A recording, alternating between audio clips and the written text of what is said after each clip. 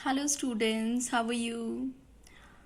आप बहुत अच्छे होंगे और पढ़ाई भी अच्छे कर रहे होंगे। और मुझे ये बताइएगा कमेंट सेक्शन में कमेंट करके कि आपको मेरे वीडियो समझ में आ रहे हैं कि नहीं। और अगर आपको कोई क्वेश्चन पूछना होगा तो अपनी क्वेरीज भी आप यहाँ पर पूछ सकते हैं। तो चलिए बच्चों, जैसा कि हमने फर्स्ट पार्ट में पढ़ा है इस chapter second of class 8 science, micro organism की जो ब्रॉड कैटेगरीज है वो हमने पढ़ी थी। अब चलिए पढ़ते हैं कि माइक्रो ऑर्गेनिज्म का क्या रोल है हमारी लाइफ में, क्या यूजफुल रोल है और क्या हार्मफुल रोल है। So students, let's start the lecture.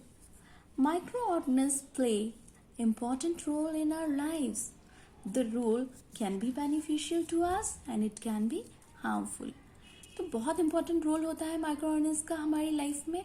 ये बेनिफिशियल भी हो सकता है, यूजफुल भी हो सकता है, हमारे काम का भी हो सकता है, लेकिन ये हमें प्रॉब्लम में भी डाल सकता है, हमें डिजीज भी कॉज कर सकता है। ओके, तो सबसे पहले हम 1 बाय 1 करके पढ़ेंगे दोनों ही रोल। तो सबसे पहले यूजफुल या पॉजिटिव रोल पढ़ लेते हैं हमारी लाइफ में क्या है माइक्रो ऑर्गेनिज्म का। 1 इज मेडिसिनल यूज। आपने जब आप दवाई लेने जाते होंगे, नॉर्मली अगर आप बीमार हो गए हैं, आपको बुखार हो गया है, जुकाम हो गया है, या घर में किसी बड़े को कोई प्रॉब्लम हो गई है, छोटे बच्चे को, तो आपको डॉक्टर ने सजेस्ट किया होगा कि ये दवाई आप लीजिएगा और इसके साथ आप एंटीबायोटिक्स का भी ये डोज लीजिएगा फॉर 3 डेज 7 डेज, ऐसे करके जितना भी डेज वो रेकमेंड करते हैं डॉक्टर। तो आपको दोनों चीज रेकमेंड करते हैं, जो मेन मेडिसिन है वो तो करते ही हैं, साथ में आपको एंटीबायोटिक का डोज भी रिकमेंड करते हैं। तो ये एंटीबायोटिक आती कहाँ से है? From bacteria, from fungus. तो माइक्रो ऑर्गेनिज्म से ही एंटीबैक्टीरिया का ये जो एंटीबायोटिक है उसका फॉर्मेशन होता है। ओके, सेकेंड, आप वैक्सीन लेते हैं, बच्चे पैदा होते ही वैक्सीन उनको दी जाती है, बीसीजी पैदा होने के साथ ही मिल जाती है बच्चे को, डॉक्टर लगा देते हैं अगर बच्चा स्वस्थ है तो बीसीजी का इंजेक्शन। फिर बच्चे उसके बाद 45 डेज के अंतराल में, फिर 1 मंथ, फिर 1 मंथ, फिर 1 मंथ, फिर 9 से 12 मंथ के अंतराल में, फिर सेकेंड ईयर में, फिर अपने 5th ईयर में, इस तरह वैक्सीन लेते हैं।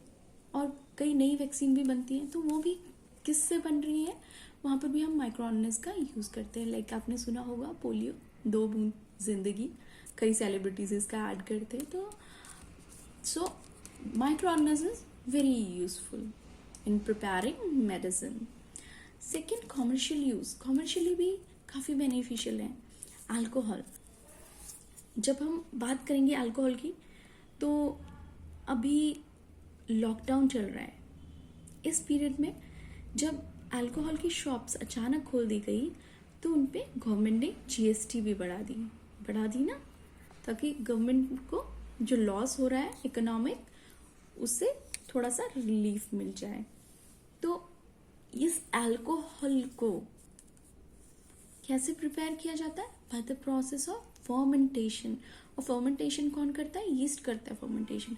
एंड कर्ड, ब्रेड, केक, ये सब भी काफी इम्पोर्टेंट है हमारी रोजमर्रा की लाइफ में। बिना दही के तो आजकल गर्मियों में खाना ही नहीं आपका हजम होता। आप दही या मट्ठा, छाछ, कुछ ना कुछ आप लेते हैं, इस जो कि कर्ड से ही बन रहा होता है। देन ब्रेड भी यूजुअली हम अपने फूड में लेते हैं, एंड केक। बर्थडे पार्टीज बिना केक के तो पॉसिबल ही नहीं है। तो ये कॉमर्शियली यूज की जो चीजें हैं वो भी कैसे बनती है? By the help of micro organism. So micro organism are very beneficial to us. Then agriculture में आपने जैसे 7th क्लास में भी पढ़ा है कि नाइट्रोजन फिक्सेशन के लिए राइजोबियम बैक्टीरिया रेस्पॉन्सिबल होता है, क्योंकि आप जानते हैं एटमॉस्फेरिक नाइट्रोजन बहुत ज़्यादा तो होती है, लेकिन डायरेक्टली प्लांट्स उन्हें यूज नहीं कर सकते। तो उनकी यूजेबल फॉर्म में उस नाइट्रोजन को कौन बनाता है? Rhizobium bacteria, by the process of nitrogen fixation. Okay, then fourth, हमारे एनवायरमेंट को क्लीन कौन करता है? हमारे नेचुरल सफाई कर्मी कौन है? यही माइक्रो ऑर्गेनिज्म। तभी तो जो डेड आप एनिमल्स कभी देखते हो या इंसेक्ट्स देखते हो, अचानक क्लीन हो जाते हैं। ठीक है, उससे किसी ह्यूमन से हमें क्लीन नहीं करवाना पड़ता है, अपने आप भी क्लीन हो जाते हैं आफ्टर अ टाइम, क्योंकि उनका डिकम्पोजिशन कौन करते हैं? Micro organism. So micro organism are natural cleaner, they are natural helper of us. ठीक, आपने वेजिटेबल पील्स, एनिमल, इन सब का भी, इनको भी देखा होगा कि इनके रिमेन्स कैसे होते हैं, हार्मलेस और यूजेबल फॉर्म में टूट जाते हैं by the help of micro organism. Now we will study the harmful part of micro organism. Harmful कैसे हैं ये, डिसएडवांटेज क्या है इनका, डिमेरिट्स क्या है, क्यों हमारे लिए अच्छे नहीं है, हम वो पढ़ेंगे. एनिमल्स में डिजीज कॉज कर देते हैं, जैसे कोरोना. तो इसके बारे में तो मुझे बताने की जरूरत ही नहीं है, आप सब लोग बहुत अच्छे से जानते हैं कि कोरोना ने किस तरह पूरे संसार को, विश्व को परेशान करके रखा हुआ है. इतनी सारी डेथ होती जा रही है और इतने सारे लोग इन्फेक्ट हो चुके हैं. तो ये अच्छा तो बिल्कुल भी नहीं है. So it is harmful to us and this is caused by the virus. उसी तरह प्लांट्स में डिजीजेस होते हैं कई, like rust of wheat, citrus canker, sugar cane में रस्ट हो जाता है, ऐसे कई सारे प्लांट पे हो जाता है. तो वो यूज के नहीं रह जाते, उनका प्रोडक्शन कम हो जाता है, यील्ड कम हो जाती है, हमें कम उनसे अनाज मिलेगा. तो ये भी एक क्या है, डिमेरिट है, एक हार्म है, ये नुकसान है, नुकसान पहुंचा रहा है. ठीक, चलिए अब नेक्स्ट हम डिटेल में पढ़ेंगे. फ्रेंडली और beneficial micro organism, making curd and bread. हम किससे बनाते हैं, एग्जाम में पूछा जाता है. लैक्टोबैसिलस बैक्टीरिया बनाता है कर्ड और ब्रेड में. ये लैक्टोबैसिलस हेल्पफुल है. तो कैसे करता है, अगर पूछा जाएगा एग्जाम में कि कौन सा बैक्टीरिया, तो आपको बताना है लैक्टोबैसिलस. देन आपका पिकल बनाने में, चीज़ बनाने में भी बैक्टीरिया इन्वॉल्व होता है. आप इडलीज प्रिपेयर करते हैं राइस से, या फिर आप कई बार सूजी से भी रवा इडली बनाते हैं. तो उसमें कौन कर रहा है फर्मेंटेशन का process, this bacteria and yeast are helping out. फिर during fermentation process microorganism involved in the process of fermentation they liberate a gas CO2 liberate करते हैं. जैसे आपने देखा है ना, केक को या बंस को फ्लफी बन जाते हैं वो, क्योंकि उसमें क्या करते हैं हम, ईस्ट का पाउडर थोड़ा सा ऐड कर देते हैं और ये माइक्रो ऑर्गेनिज्म की ग्रोथ होती है और इससे जो फूड आइटम है फ्लफी फ्लफी सा हो जाता है. ठीक है, मोटा मोटा सा आपको दिखाई देता है. किसने डिस्कवर किया था fermentation? Louis Pasteur discovered fermentation in the year 1857. ठीक, ये भी बहुत इंपॉर्टेंट चीज़ है, आपको याद होना चाहिए.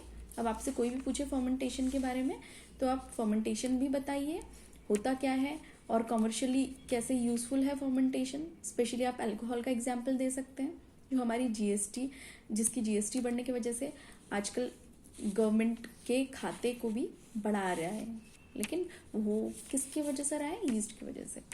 तो फर्मेंटेशन क्या प्रोसेस है, conversation of sugar into alcohol by yeast is known as fermentation. एक एक्टिविटी से हम इसे देख लेंगे. बच्चों, आप पानी ले लीजिए, आटा ले लीजिए, चीनी ले लीजिए, ईस्ट पाउडर ले लीजिए, इसे अच्छे से गूंद लीजिए, नीडिंग कर लीजिए. फिर 2-3 घंटे के लिए, 3-4 घंटे के लिए आप इसे रख लीजिए. इस तरह से आपने एक बर्तन में इसे गूंद के रखा हुआ है.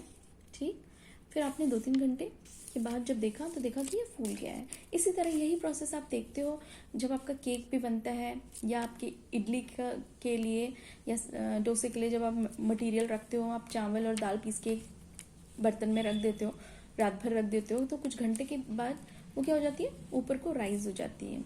क्यों होती है?